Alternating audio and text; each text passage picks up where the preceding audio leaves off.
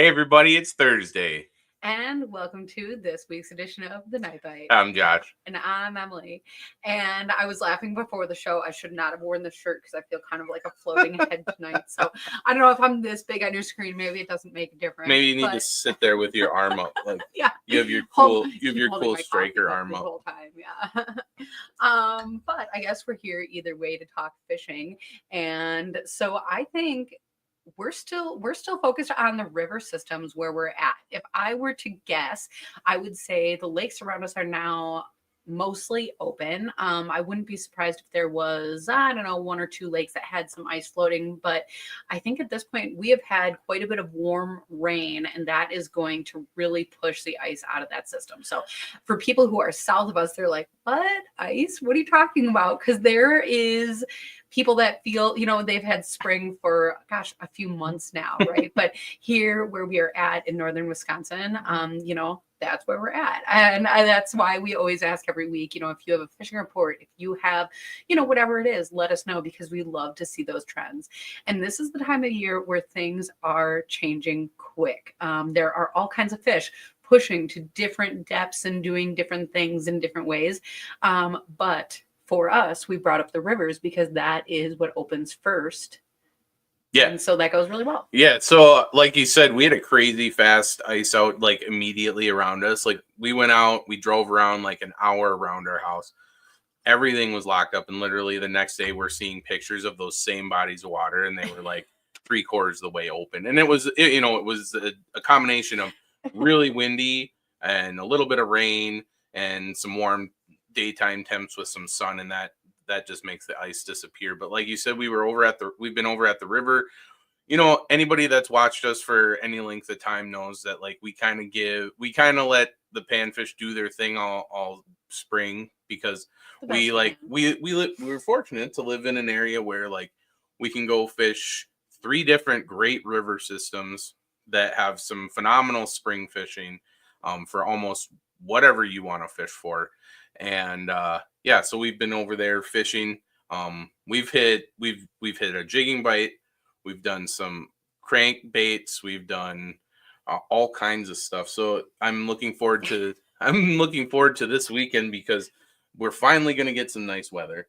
The one place we fish by, there's a flag, and I swear to God, we've been there like 4 different times, and the flag has like been every single direction on that, blowing 30 miles an hour. And so like the worst one I would say was blowing from the west, because not only was the current taking us out, but the wind was taking us out. I was drifting at like 5 miles an hour.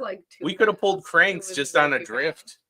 so no, it's fun. We're really excited to be out there. And the fish are biting. And I've been seeing that online, and lots of different fish. I think, like we started this conversation, depending on where people are at. So fun time of the year to be out there and scouting your local lakes and see what's going on, and ask your friends where they've been, because there's so much water to cover that it's hard to do it all at once. So with that, I think it's about time to bring our guests in, and I imagine that they maybe have hit the water already this year, but we're going to hear more about that. So Kyle, Sydnee, welcome to the show, and thanks so much for being here. Yeah, thanks for having us on. Yeah, thank you.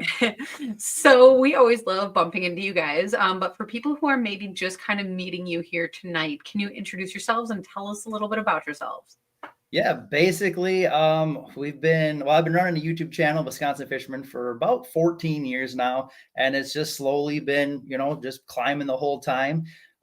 We've been filming a lot more videos than we used to. We've been already at the Green Bay this year. We've been up on the Rainy River. And also when we're not filming YouTube videos, I guide and, always take people fishing. So I'm on the water quite a bit. And of course, Sydnee gets out as much as she can with me too, filming the videos. And she always catches more fish than me. So she's the star of the show anyways. Oh my gosh. Yeah. But yeah, we're always on the water pretty much. That is so awesome. And I think that's when we were coming to the show. I was like, they've been on the water already this year. Cause I was like, you guys are the kind of people who never leave the water. There's that, when the ice goes out and then there's always an opportunity to find fish. Yes, absolutely. Yeah, we were taking the boat to Green Bay, of course, the last week of March, and you could still ice fish up here. And then after that, it was up to the Rainy River, down to the Mississippi. Like I said earlier, rivers is pretty much all that's open right now. And then we got out on some trout streams, did some trout fishing, got the waders out, some catch and release trout, and we've just been getting hard after it. Yeah.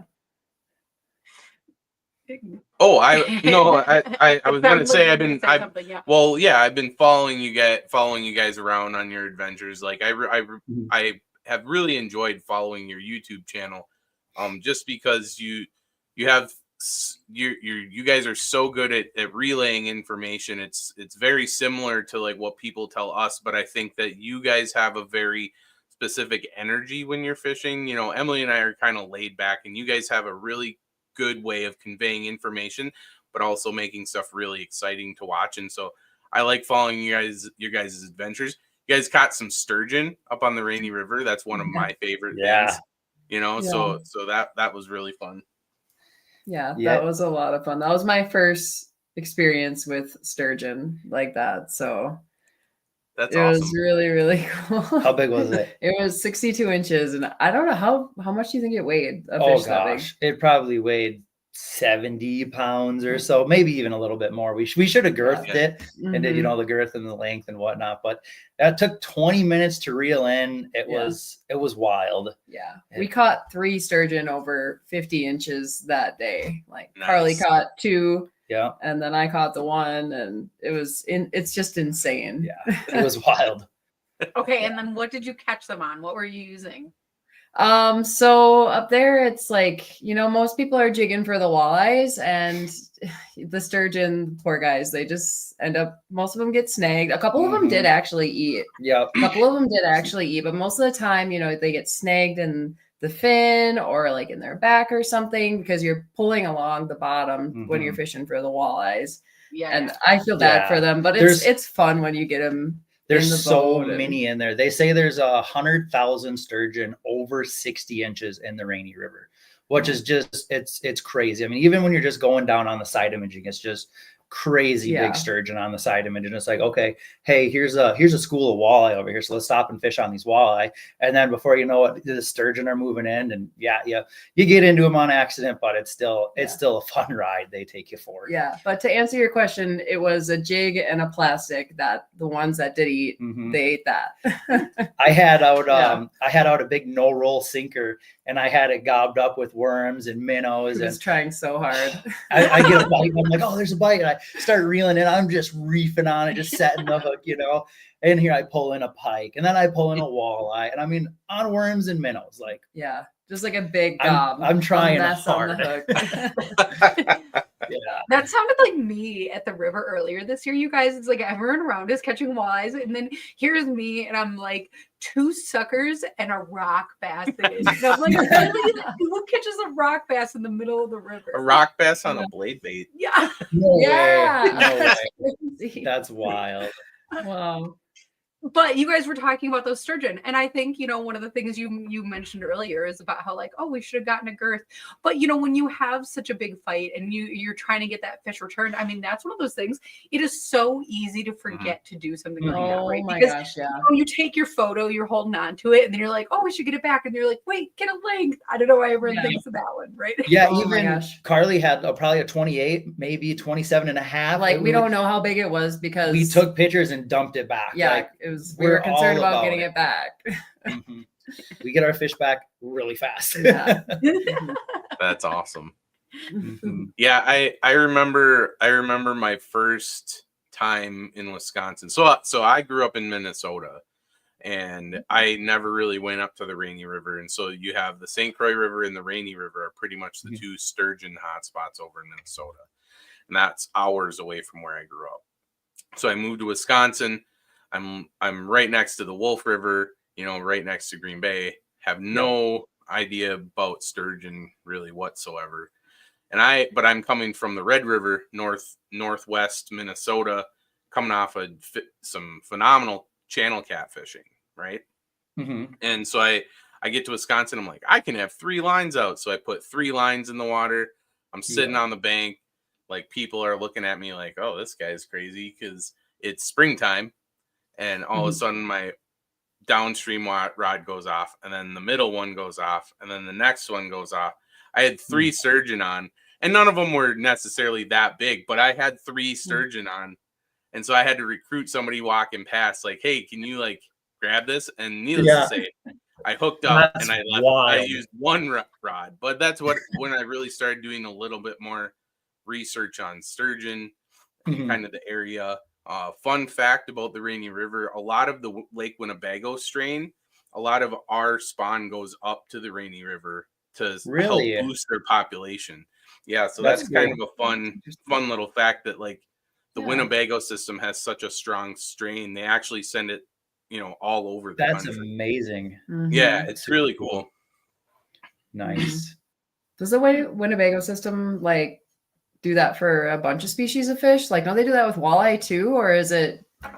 I'm not exactly sure about that. I know there's a lot of regionality in walleye, in that walleye species, like across the country. And so Okay. a lot of times they try to keep it more regional, just to keep specific regional characteristics. I gotcha. But I think the sturgeon thing is like, there's so many places in the country that lake sturgeon are not doing so hot. Gotcha. A lot of them are sensitive to high nutrient levels and stuff like that in the water. And the Lake Winnebago sturgeon, for some reason, just are very hardy. And Yeah. so Oh, for sure. Yep. it's super cool that we can be like kind of the way that we keep sturgeon in a lot of the country. Right. I thought Yeah. that's really cool. That's super cool. Mm-hmm. That is neat. Yeah, there's a pile of them up in the Rainy, I tell you what. Yeah. Super cool. Yeah. So when we are thinking, I guess, a little bit more local, or I guess who knows what local is for everybody, so maybe that's a trick question, right? But when you guys are hitting the rivers for walleye, is you were saying jig of plastic, is that your go-to bait in that kind of situation? Typically that, or like a hair jig, pretty much more of a jig, but it really depends on what the water temperature is doing, where you're at in a river, whether it's a blade bait or the hair jig. Last time we were out, we were down on the Mississippi, and we found some really nice slack water, and we were tossing a hair jig through there and getting pretty good bites on the hair, and tried pulling a blade for a little bit, didn't quite do much. So, we're always changing. I mean, that's the ticket there. Is I'm always trying to find something new, doing a 3-way swivel, a Dubuque rig, running a heavy jig and a light jig, or a heavy jig in a fly, just super weird stuff. But I'm all over the board when it comes to lures and stuff like that. But I don't really have a favorite. I just go and change it until something sticks. So with the hair jigs, I feel like this is something that is one of like the trends lately, or you're hearing about it online a lot. People are using them or turning them to them. I would say they're not new, right? Like hair jigs have been around literally Yeah. forever. So maybe we should say Yep. that they're back, right? I would say, yeah, Absolutely. yeah. Mm-hmm. Is this something that you're like, do you tip your hair jigs? Do you have a go-to color? Tell us more. Not typically.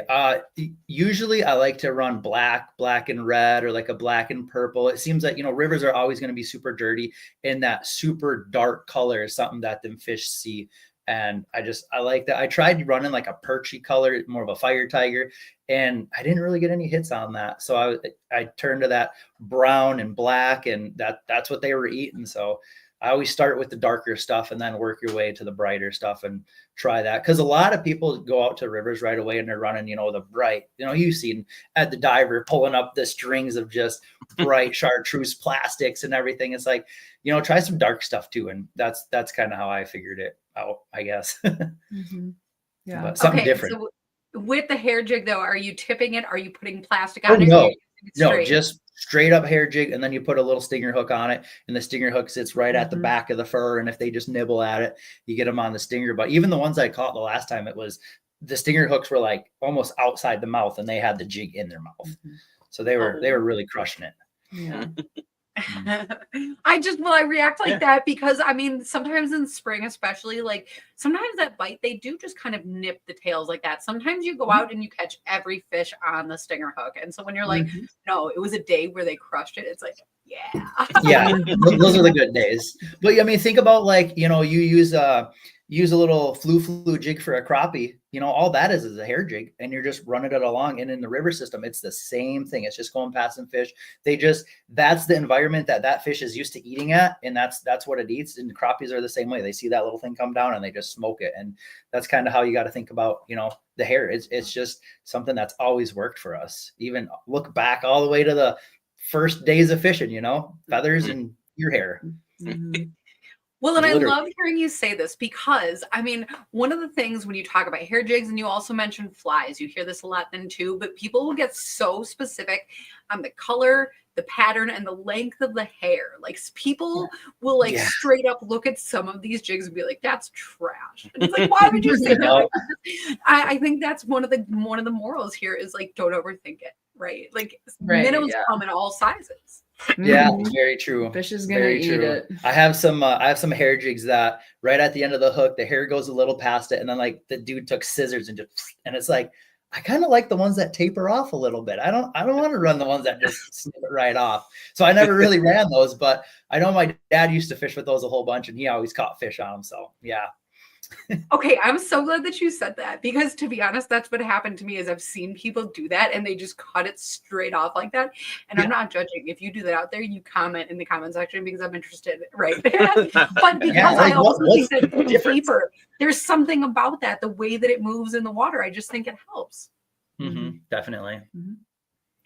Definitely. Okay, I'm also going to rewind quite a bit here. And let's talk a little bit about stinger hooks, because I think you have a good way of doing stinger hooks, but I'm going to ask this as a question first.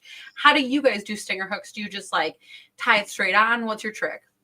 So typically, you know, I'm buying a hair jig that comes with a little stinger in the pack. It has a little red stopper on it, and I just, you know, hook it right on.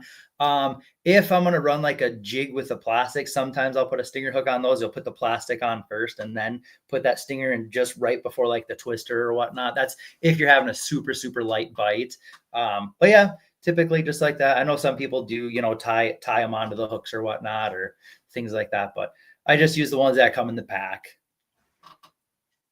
And you started kind of making your own. Yeah, there's YouTube videos on everything, but I ended up making a little stinger hook board with 3 different lengths on it. And my favorite style, honestly, because I'm kind of like you, like I like to switch my stuff up so often that if I went and changed my stuff and then had to like redo a stinger hook every time, I'd like be out of stinger hooks in a day. So I actually make mine with a crimp sleeve and a bead, and so they're reusable. So I can. Oh, you have the one with the slider then. Yep. So I make sliding ones.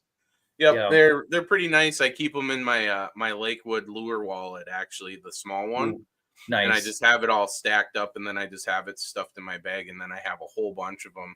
And actually, I should. That's it. This is a good reminder because I need to retie them. I have a whole bunch of bent ones, and you know who goes through them. Oh, we both go through them. That's a snaggy place. So we. Oh yeah, I tell you what, if you're gonna fish a river, get ready to just throw the dollars out. You know,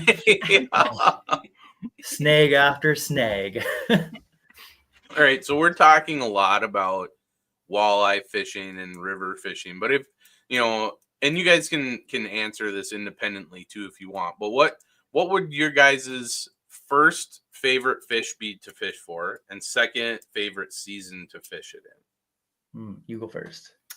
I really have started enjoying fishing for walleye. Mostly because he's really good at it now. And they're fun, they're beautiful, but not trout? No, I do love trout, but I want to get better at that for myself. Fair. I would actually have to say that the sunfish is probably my favorite fish. We don't really fish for them though. Just early ice. Yeah, just early ice. When we get them. Yeah. We do get them spearing as well. Yeah. Yeah. So I would have to say the sunfish, probably spearing in the summertime. It's probably Super fun. Yeah, it's super fun. I'm new to it. Like Kyle's been doing it for a couple summers, but I really love swimming and just being in the water in general. And it was super fun. Different experience for sure doing the spearing. Typical. It's a lot harder than what he makes it look like. That's for sure. He makes everything look easy. So I try. But yeah. Yeah, my favorite, I gotta go with the crappie. I love crappies. I literally was out in the boat the other day fishing for them. I did a video. I haven't posted it yet, but time of year, probably. I mean, I love fishing for them right now because, I mean, they're hitting like jerk baits. You can use some pretty big lures and they just crush it. But in the summertime, I mean, I could go out on a 80-degree day and catch crappies off the weeds in, 15 foot of water. And they're just going to smoke a little flu jig, just like they would hit that jerk bait right now. It's like, they're just so aggressive. They're great, but I can't dial in a time of year to catch them. I mean, all year long. That's a good answer, I think. I have a lot of people that, I guide and I get people in the boat and they're like, when's the best time to fish? And I go, anytime your lure is in the water is the best time. So let's start fishing, But yeah, it's fun.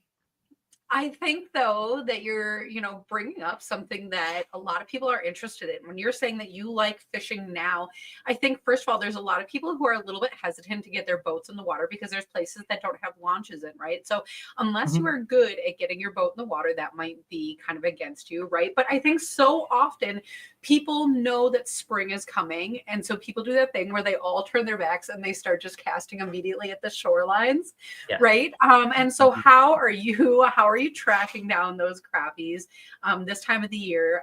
Because I don't think they're that shallow quite yet. Right. So the ones I found were in about 6 to 8 foot of water. It's kind of a spot that I've, grew up knowing and how them fish transition. There's some nice laydowns of some logs and some weed edges that there's still great weeds in this lake. And in the main hole is a 20-foot hole or 25-ish or so. And the fish are slowly working up. There's a kind of a tabletop, a flat bay before they get there. And they're kind of almost in that tabletop area right now.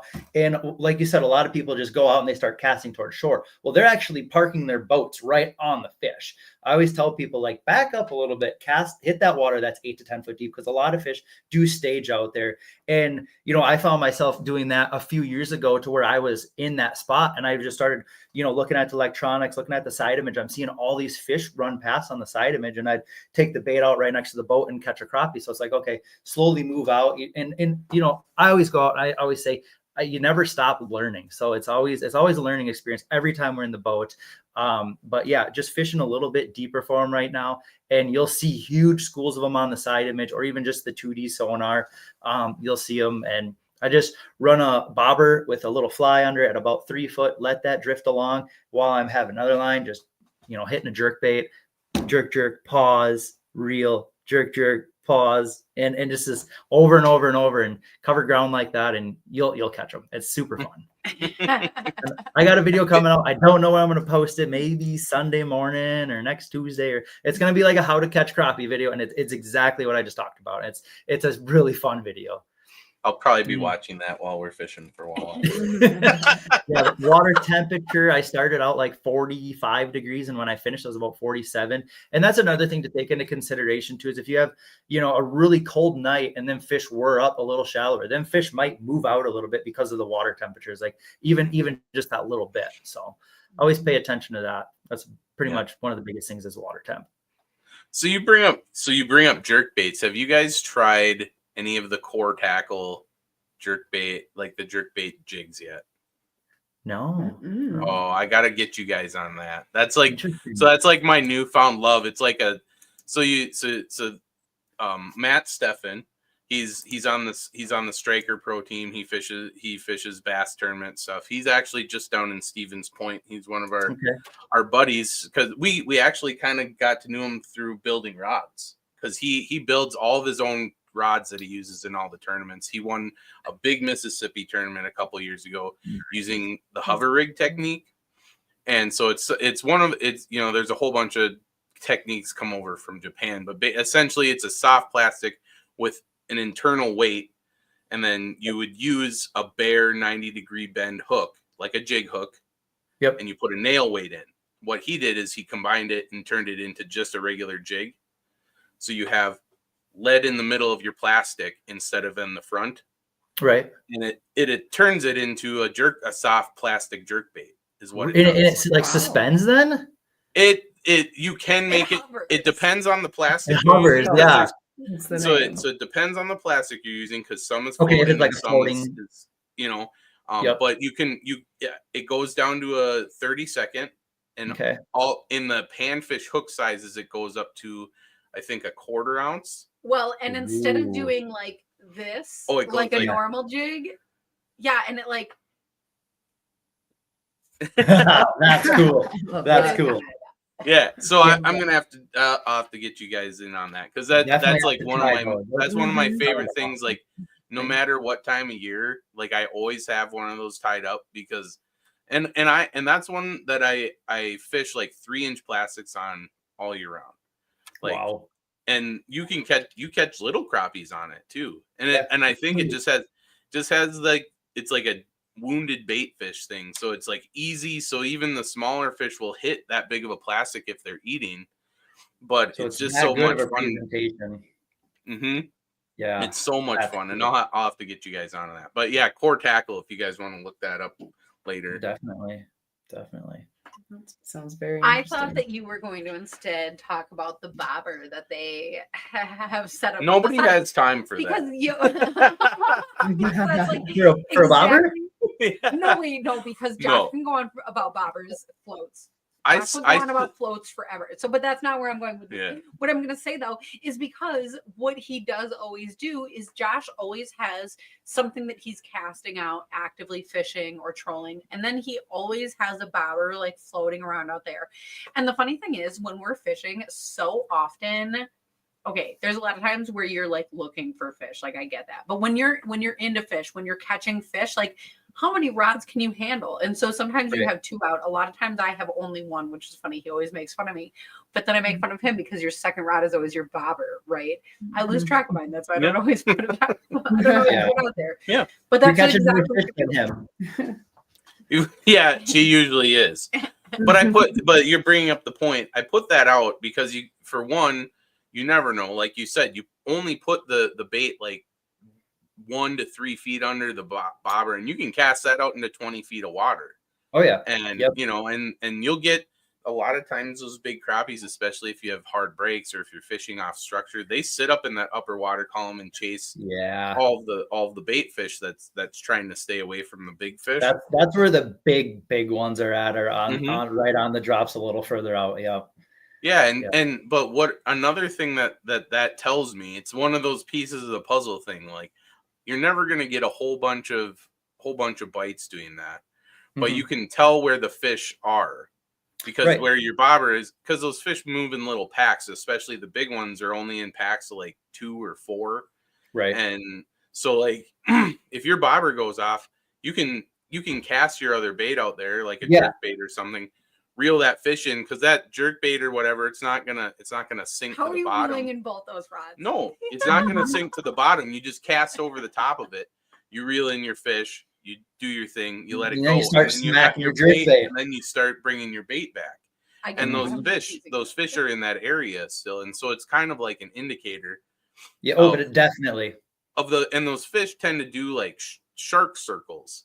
Oh yeah. And Yeah. so next time your bobber goes off, you can kind of time them. It's like, it takes them about 10 minutes to make their cycle, so then you can kind of plan on it.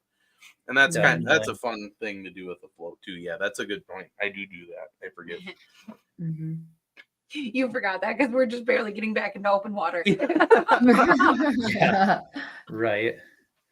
Oh my gosh. But the other thing that actually I like about that is I think so often people assume that bobber means bait, right? Or float. What are you going to put at the bottom of that? Is it a worm? Is it a minnow? Is it whatever? But that's not even true. Like in this case, I think both of you, even me, all four of us are going to use plastics. Is that true?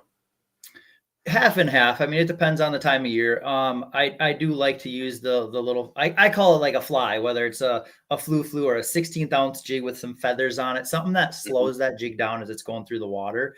But I mean, sometimes I don't do a lot of plastics for crappies. I really like the feather stuff. I just think, I like them to be able to have that full bite down on the shank of the hook versus having anything that's in the way, whether it be like plastic or whatnot. But I mean, there's sometimes where I'll run like a beetle spin and just that spinner with a plastic. Live bait will come, once they get a little finickier and a little harder to catch, then I'll run slip bobbers, with some crappie minnows on it if I'm targeting crappies. But typically, it's kind of half and half. It depends on the time of the year. And what we're fishing for too, whether if we're running slip bobbers for walleyes and how deep we're fishing. There's science behind all of it. So then these techniques that we're talking about now, in this depth, so, we started this show in the very beginning talking about this is transition. This season, fish are pushing around with that water temperature. Things are about to change. And so we're here talking about like, if you're fishing this weekend, like try this. Right. But so what happens after the fish push shallow and they come back out? I think a lot of times people lose them. So as we go from this season kind of through to the next, are you using these same techniques, these same setups, or does this change a lot? I use a lot of the same stuff, especially with like the bobber and the fly. I even in the video, I popped the bobber off and just kind of ran it out there and was doing the slow lifts on it. And I was still catching them like that. And that's something I'll do all year long, whether it's middle of summer or right after they're done spawning and they're out in some weeds. But I'll do that all year long. The jerkbait stuff, the jerkbait does slow down a little bit. They don't get as aggressive. But then that's also when we might switch to the live bait stuff when they're out a little bit deeper. But typically the little flies and like little 16th ounce jigs, it gets it done wherever. They love it for some reason. And they're really easy to just pop through the weeds. You can keep them right on top of the weeds, super light. But as far as the fish moving, I mean, they're always moving. They're going to go up, do their spawn and whatnot. A lot of people are just going to fish them right off the beds and hammer them. Hopefully they don't keep thousands of them and they, keep enough to eat and let the rest go. But yeah, it's like I said, you're always learning. They're always moving. That's exactly right. Well, and at that point, we're pushing into summer, and so that's a whole different conversation. But I do have to ask because I'm coming way back to Sydnee. You were talking a little bit about spearing, and I'm actually not super familiar with this. So, as this water warms up, you were talking about like swimming around and spearing. Is that the case? Yeah. Yes. Yeah. So that's like I don't know, like pretty much July. We've gone in like late June when the water's really warm and the fish are like in the weeds and in reeds and on they're like cribs and stuff like that, that aren't too deep or anything. We usually spear in about like 3 to 6 feet of water, probably. I think the deepest one we've tried is like a 12 to 14, 12 to 14 foot crib. And that was just a little bit too far down. So we're basically chasing fish through weeds and whatever structure they're hiding on, in the middle of summer. Yeah. So. And that's also a really good learning tool too, is actually being in the water with the fish.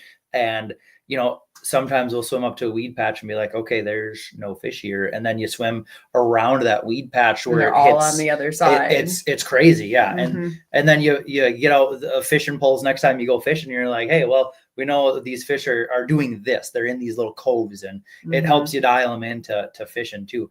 But spearing is just like a Hawaiian sling. It's just a big long pole. It's like 3 prongs on the front of it. You wrap it around your thumb, you pull it back, that kind of cocks it, and you hold on to it with one hand, you swim around, point it at the fish, you let go, and it just right into the fish. And the nice thing about that too is like you're targeting fish that you want to harvest. Like typically if you have a fish and you're ready to let go of that spear, you are harvesting that fish. Mhm. There are times where the fish might just turn, might skim it, but I always people have they kind of frown upon spearing, but if you look at the actual harvest of what you're getting in the water, what you're doing versus, okay, I have a bobber and a worm and a hook, and I'm going to catch bluegills. How many of them do you rip apart? You tear their mouths up. You just you got 5 of them behind the boat that are flopping dead because you gill hooked them. With the spear, I'm going to shoot 5 to 10 and I'm done. But it does take time. We put wetsuits on, we get in the water, you're swimming around. It's a fun time, but it's still, and you got to get close enough. Yeah, too. You got to get close enough. You got to be within like 4 to 5 feet, I would say, as long as your spear is long enough. as far as you can pull it back. Yeah, a lot of them, they'll swim just at that perfect distance right past. You're like, oh, come a little closer. Oh my God. Okay, so you said wetsuits. Are you then wearing like goggles, or are you snorkeling, or what does that look like? Yeah, snorkel. Yeah, goggles. we use the goggles that have like a snorkel and whatnot. We actually just got on Amazon last year, was it? They're like a full face. My buddy's like, dude, you got to get them. And I'm like, all right, whatever. They're like $30. So I ordered a couple, put them on. Like, I mean, I got a little scruff there, and like it sucks to the face. You got a full view. It's insane. Like, this new age tech on some snorkeling, and it was awesome. It was super cool. Like, I mean, you can go under and come up, and like the snorkel comes up the front of your head. It's weird, but I don't know. You wouldn't think it works, but it does. It works awesome. Yeah. Cool. Yeah. Okay, Crazy. so then also when you're going out there, and so you like get in the water or whatever at the launch or the beach or off your boat or whatever, I guess that doesn't matter, but okay. Yeah. And so then I would have assumed that you would be scaring the fish away, or is that just not the case? Not usually. I mean, usually we pull up to like a weed patch, and we're on structure, basically. We're on structure, and the fish are holding there. They're not gonna spook away, and if they do, they might go down the weeds a little bit, but a lot of them, what they'll do is if you spook a fish out of his area, it'll circle right back around to where it was. Fish are so weird. I was on some big crappies one time, and I don't spear the big crappies because I love big crappies and I love to see other people catch them, let them go and whatnot, but I mean, I was literally face to face with like 15-16 inch crappie that are just, I mean, I could have let go and had one, but it's like, that's just a trophy fish. I don't want to do it. Like, I don't want to eat that big one. I want to eat medium ones. You know what I mean? But what I was getting at is then fish will like circle back around, and then they'll end up looking right at you. And all you can see is like the gloss of their eyes, and like the fish itself blends in with the background. Like, it's very hard to see. And you might, take your hand to go for like a paddle for a swim, and all of a sudden you spook like 6 fish that you didn't even know were there. And it's tough. Like I said, it's not easy, but it's really cool. And there is well, do you guys find that like that the fish kind of come up to you a little bit at some point? Because like you guys use the AquaView camera, right? And so like you put a camera down, and those fish, like anybody that's ever used an underwater camera knows that cameras are fish magnets. Like, they just pull right in for it's a big black gob, and they come right up, and they're like, what's that? They check it out. They are pretty curious about the spears sometimes, but once they realize like what they're for, they're not about it anymore. Once you shoot 1 or 2, then they're like, holy smokes, we're out of here. But it's not like you would think it is, where you get in and all of a sudden like the fish just pile up around you. It's not like that. You still got to be in a fishy area. And I have, I probably have 8 videos of spearing on the YouTube channel. You just type, Wisconsin Fisherman spearing. You can watch all the videos. We talk about it, the legalities of spearing. There is certain counties in Wisconsin you cannot spear in if there's like native tribes, things like that. Those are non-spearing counties, but you have to think about water clarity too. It kind of narrows down where you're going to spear at, and super, super fun. It's interesting. I was introduced to it probably, I don't know, 5 years ago now. And I didn't know you could spear panfish. I mean, it's awesome. It's cool. It's a different way to catch fish in the middle of summer when it's like the dog days, when it's hard to get a bite. Like, Well, when it's too hot to actually sit in my boat for the entire day. Exactly. That too, Bring a cooler. We put ice in the cooler. We spear some fish, bring them back to the boat, put them in the cooler. They're all iced up, nice and cold. So, it's cool. And then, you were talking before about guiding. So is this something that you do as a guided experience, or this is just something that you two do together? It's just It's what we do it together. I have had people reach out that want to get guided. I did have a kid that was gonna go. I guess I'd have to reach out and message him up for this year. But yeah, I mean, I would take people. I mean, I have guide insurance and whatnot, but I don't know if I have insurance that covers people getting in the water and swimming off my boat. But that all about it. But I mean, if you want to go, I'd gladly take somebody out and introduce them to it because it is so much fun. Oh my gosh, sign me up. Let's go. Oh my gosh. No, I guess I would be nervous, but I would be excited. You know, I mean, the thing is, there's like muskies out there. I don't know. I'm not actually. They don't mess with you. Yeah, no, you never know what you're going to run into. Big snapping turtle. Oh my gosh. Yep. Yeah. You never know. We've seen turtles down under there. I had 2 turtles. I don't know if they were spawning or whatnot, but they were biting at each other. They were just 2 painter turtles just going after it. And I took the stick of my spear and I went between the 2 of them and just kind of separated them. And then they went off. But then they were fighting. Something was going on. But you see a lot of cool stuff underwater. You know, stuff you don't get to see when you're up in the boat. Yeah. Well, and actually, not to go back to the aqua view, but that's the other thing that I was thinking is because, you know, the fish, the ecosystem, you know, it is a whole experience. And so if you're out on a lake, you're watching things like, is it a rock bottom? Is it a muck bottom? Is it, you know, what kind of forage is it? Is it bugs swimming around? You know, all those different observations that you're maybe not seeing from the boat. You're getting a lot more information so that when you do get back on the boat, you'll be more successful maybe in all the seasons. Oh, yeah. Yep, right. Exactly. Yep. And that's what I was saying, like about, you know, where you notice those fish are at. I mean, sometimes I'll get in the water. I mean, I swam a whole shoreline of a lake one time and I was like, hey, this is where the fish are at. They're going to be here. We got a good weed edge, a drop off. There wasn't a single fish until I got down to the other end. I don't know if I pushed them down the whole shoreline and they were all there, but I mean, sometimes you just get in the water and you learn it. It's something that I think really helps when it comes to breaking out a fishing pole, for sure. That's cool. That is cool. And I know. Oh yeah, go ahead.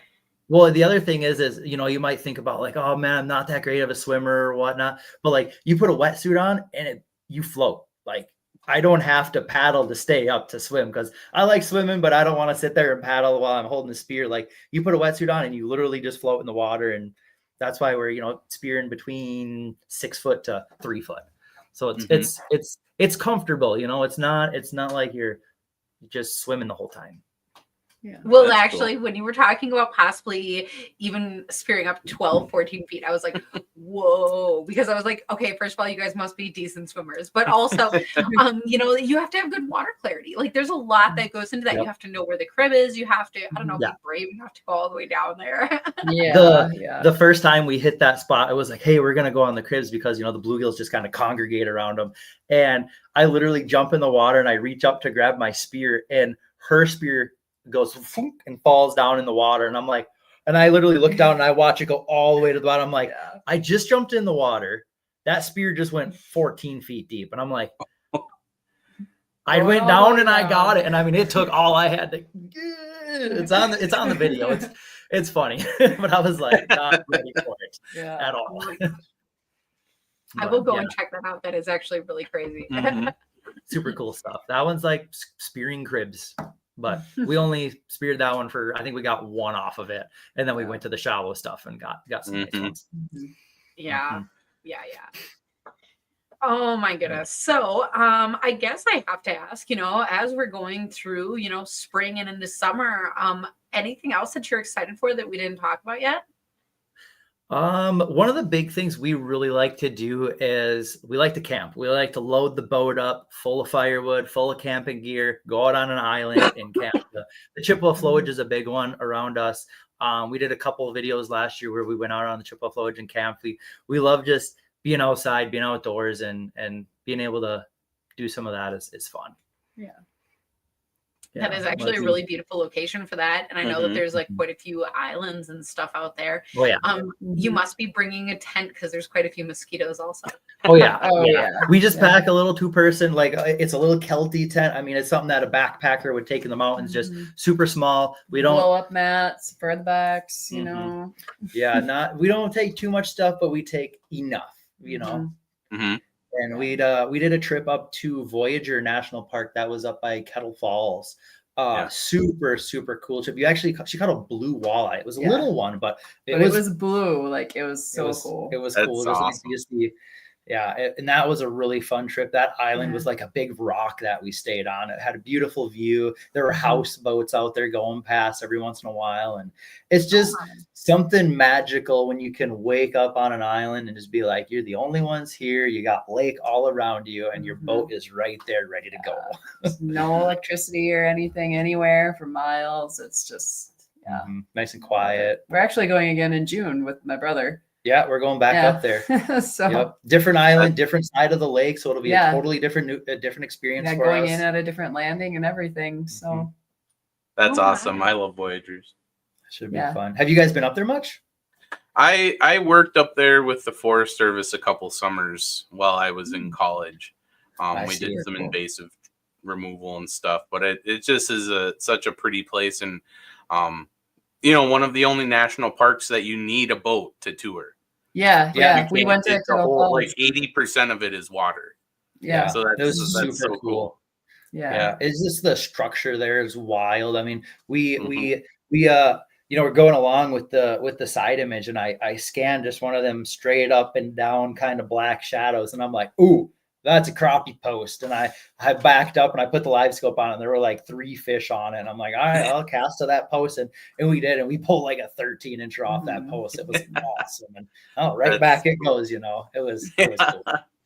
It was cool. That is awesome. That is sweet. Yeah, that's something we like to do, get out there and explore stuff. And that's another thing about, shooting the videos that we shoot is we try not to do the same thing over and over. We're always trying to do something new, going up to the Rainy River, trying to, stay on what bite is happening. We went to Green Bay earlier. We went out to Ocano, but we were about a week early when we were there. It was still really cold, and it was just, when stuff's 4 or 5 hours away and you just got to go when you can. You just get the cards you're dealt and you just do it. Well, next time you can let us know. You can make a pit stop at our house because we're about an hour and a half away. Okay. So then that would cut your drive in half at least. Yeah, for sure. That'd be awesome. We'll give you a heads up if there's a bite or not. Yeah. Yeah, right. I hear they're chowing right now out in Ocano. If you want to go, you let me know. Right. Well, actually, that brings me to the next part. My boat is it's getting a new motor on it. I blew the motor up on my boat, so I'll have it back in about 2 weeks. But in the meantime, I do have a rental. So they're not a rental, but I'm borrowing one from a buddy. So grateful there for that. But yeah, they said my boat should be done in about 2 weeks. They're putting a whole new short block on it and warranty covering the whole thing. It was a fluke deal, I guess. Oh my God. So we won't even have our own boat for opener. Yeah. Then. No. Yeah. So, unless he wants to go on opener, we'll be fishing together.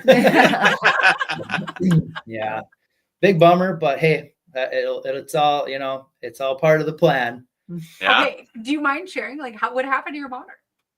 Like last year I changed the oil and it was really sparkly, and I was like, hey guys, hey, my oil is really sparkly.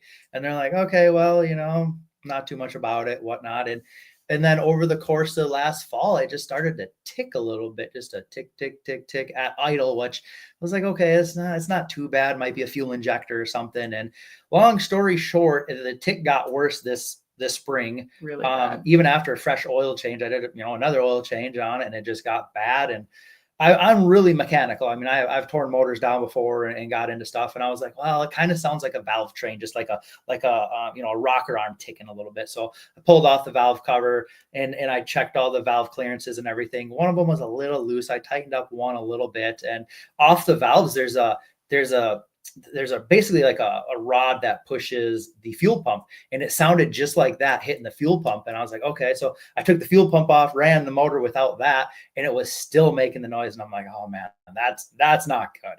So I put it all back together. I took it to the shop, and they took out the spark plugs, put a scope in the cylinders, and I guess the cylinders were all scored up inside of it. So and that probably leads to like a crank bearing, or that's where the tick's coming from too. So they haven't like totally taken it apart yet. That's probably to come even tomorrow or this next week here. So oh my yeah, God. not fun, but hey, no, it is what it is. Yep.